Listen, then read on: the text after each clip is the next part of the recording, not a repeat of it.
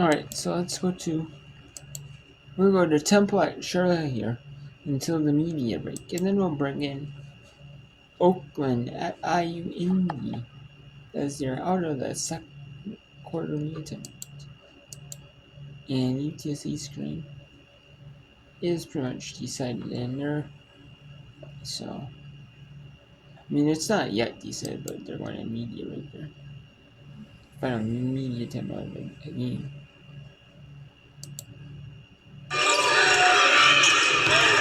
Pete on hand to late for the Niners. Down to 3 to shoot. Molina takes it away. Off into the hands of Turner. Turner off the glass, won't count. It's an offensive foul against the Owls.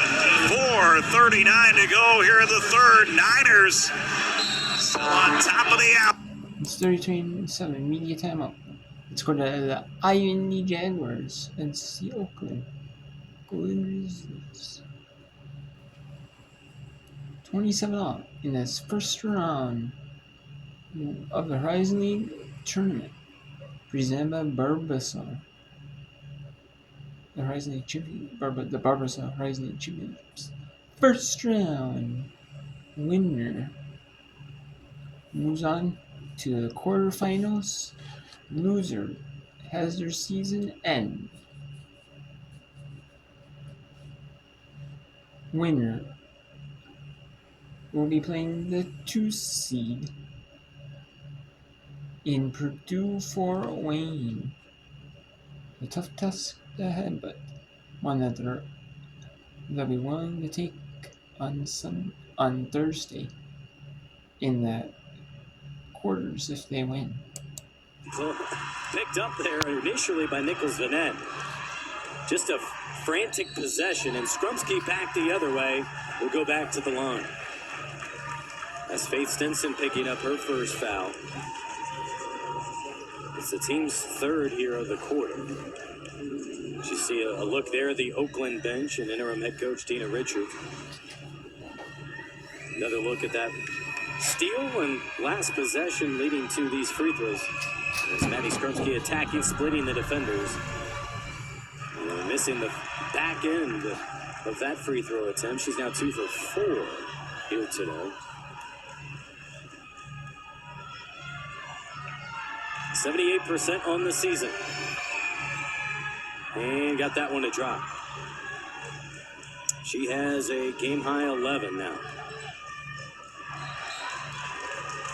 Full court pressure applied by Oakland. They'll have to send it back in here. It's a battle of the 7-10 game here to get things started in the opening round of the Horizon League Championships. Lewis across the timeline, got it there to Shania Nichols-Vanette, where she draws the foul. Frustrated, Madison Royal Davis picking up the second foul. Second team foul here for Oakland in the second quarter. Stay with us. Coming up at halftime, I'll talk with Chris Newman of the Horizon League. We'll take a look back at first half statistics as well as first half highlights in this one, where you can imagine a lot of three-pointers will be shown. 6 made for IU Indy, 3 for Oakland. Hocevar now holds. Much more patient offensive possession here for the Jags. Off the glass, good. Logan Lewis, a game-high 12 points now. Jags back in front, but not for long. How about that three-pointer? As the rain of threes continue, Danny Grimm nails her second one. Oakland back in front by 2 as a foul there as hard rim attack by Nichols-Vanette. And Leah Bullard, the guilty party, she picked. Now let's go back to East Carolina.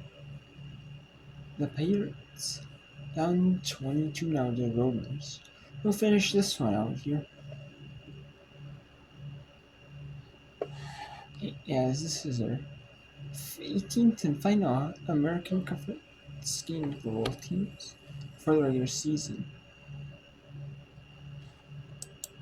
points again.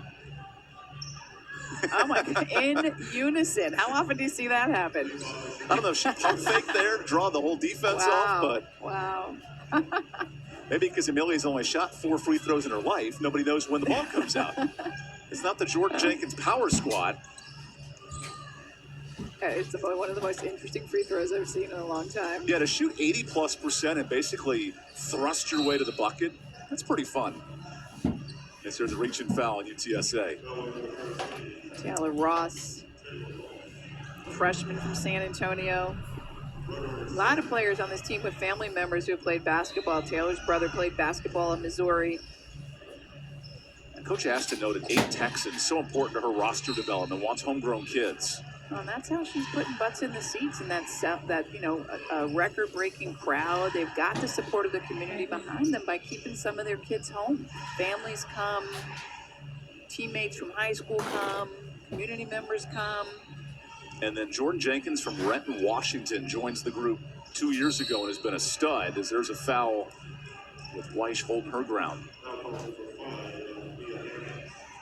For East Carolina, there is one of their super seniors on the men's team, R.J. Felton. He's actually a grad assistant in the strength program. He's helping out the women's team this year in a couple of games. Felton honored over the weekend for senior day. I love when these kids all help each other out across the campus as Miller gets fouled hard.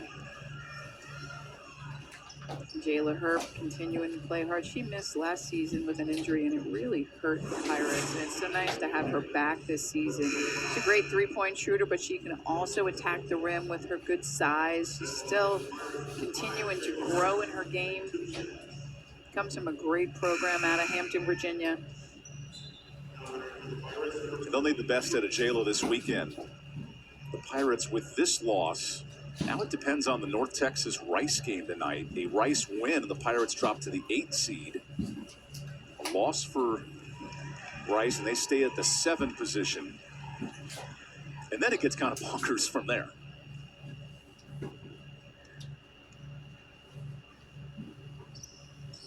As Herb goes 1-2. Jay Tillman's first minutes, touches it last.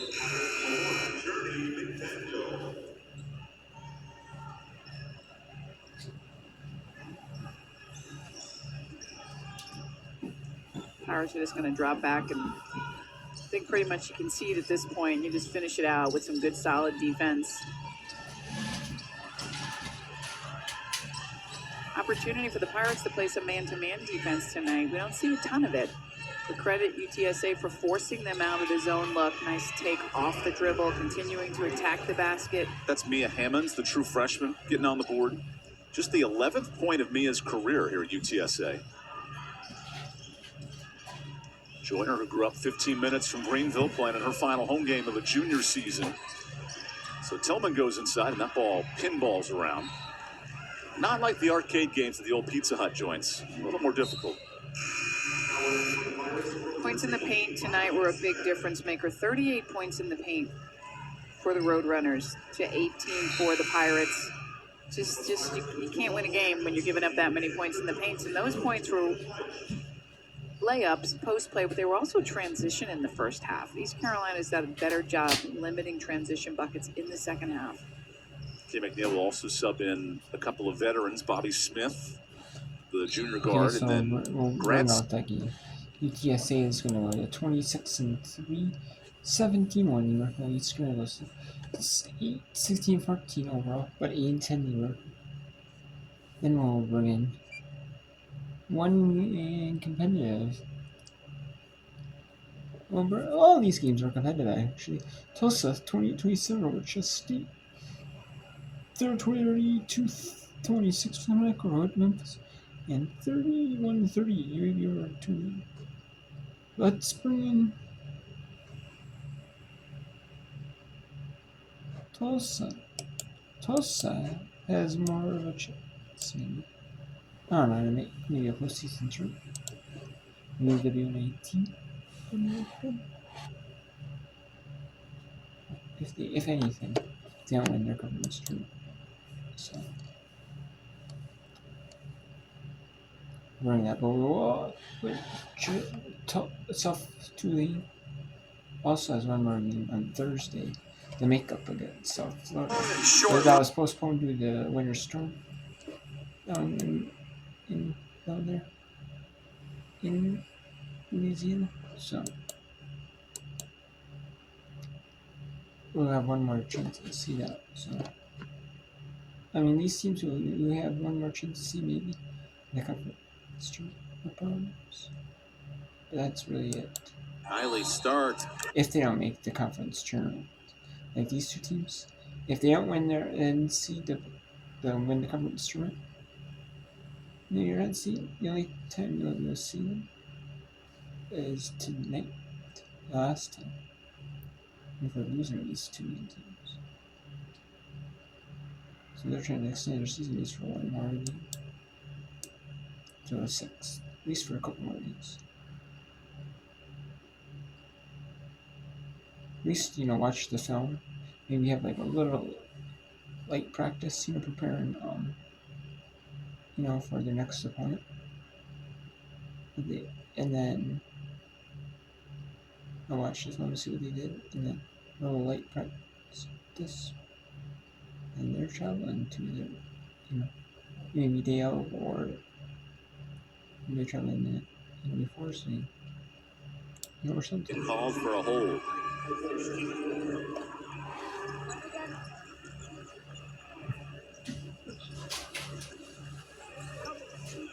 So the shooting percentages have flipped. Milwaukee right now is shooting 42%. That's incredible for the Panthers.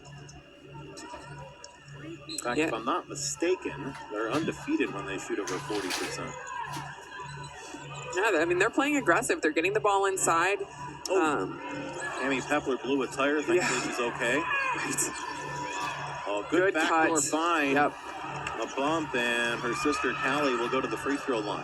And that's a smart play by Coach Recklitz to call, because the last couple possessions have been Bawalda inside, really being isolated and scoring and finishing strong.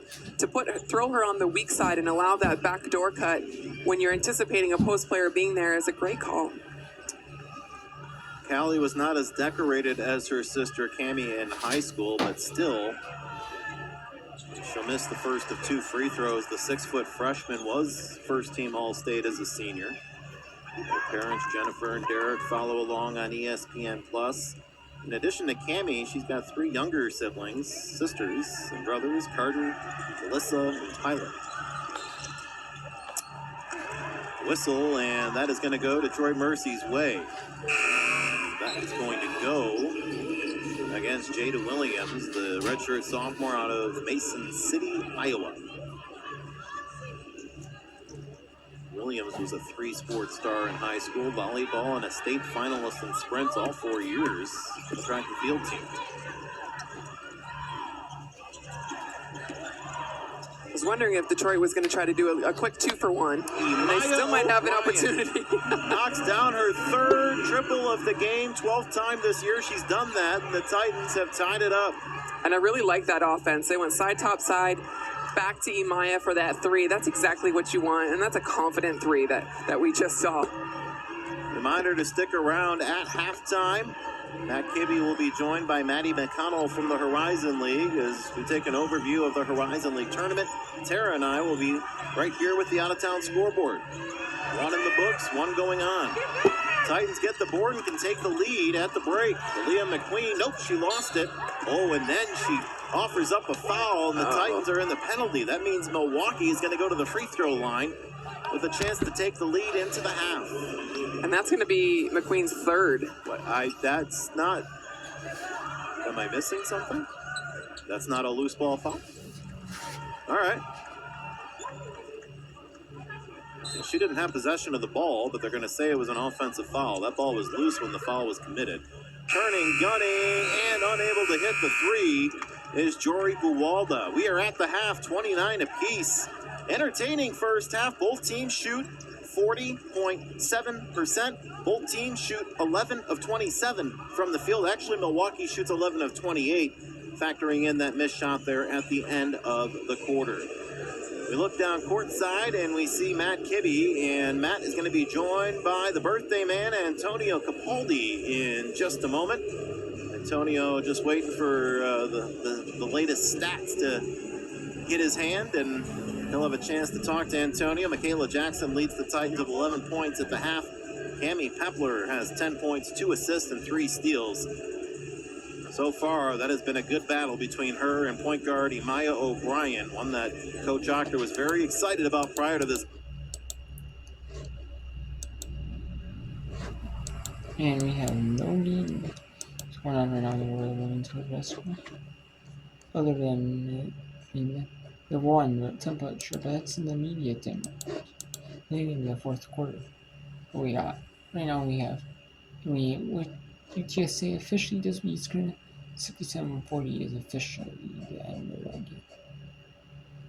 So what a temper at Charlotte now. First a low look around.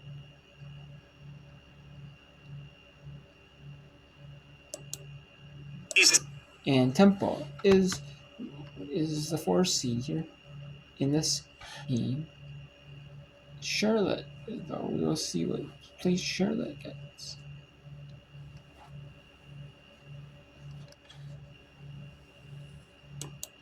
Four seed as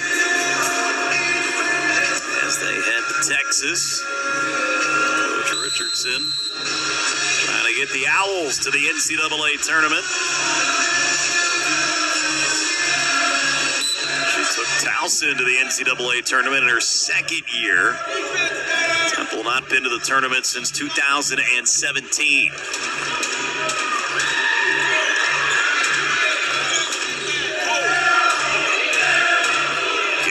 Fires the three. Ball knocked out of bounds. It'll be Charlotte basketball. Let's check back in with Madison Little. We saw Rivera for Temple slow to get up at the end of that third quarter during the timeout. She spent some time with the trainer. I think it's her lower abdomen is what she was looking at. Has ice on it now, sitting on the bench talking with coaches. I will keep you guys updated as I learn more. Thank you very much, Madison. Jayla Kelly goes inside. Couldn't get it to go. Gets her own rebound and up and scores.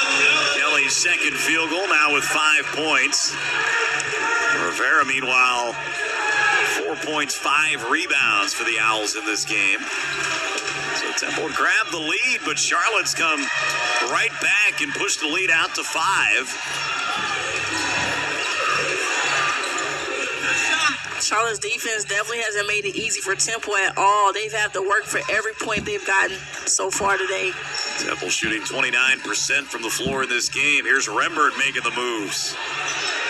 And Rembert just short, but Kelly get the rebound and an offensive foul.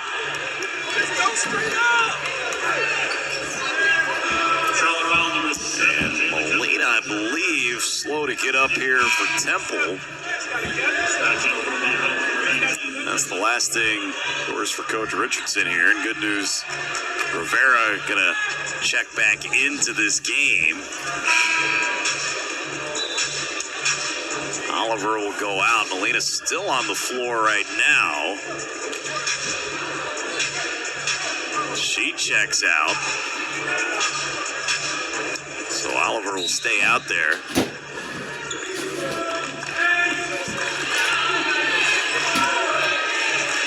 Temple in this game, 3 of 13 from beyond the arc. Here's Rivera. Goes cross court to East. East, the 2, and it's good. She's got 9, now the leading scorer for the Owls. It's a nice, tough bucket there by East. She did a great job of rising up, get a nice jumper off, and hitting a shot for Temple. Rembert, long 2. And it will be Owl basketball.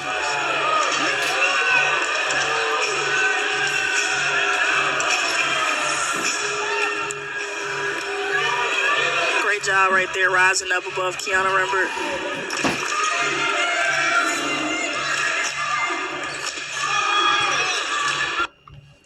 So, since the only game on currently right now is Temple at Charlotte, all the other games we have picked are in the media right now, or in the half media break or halftime breaks.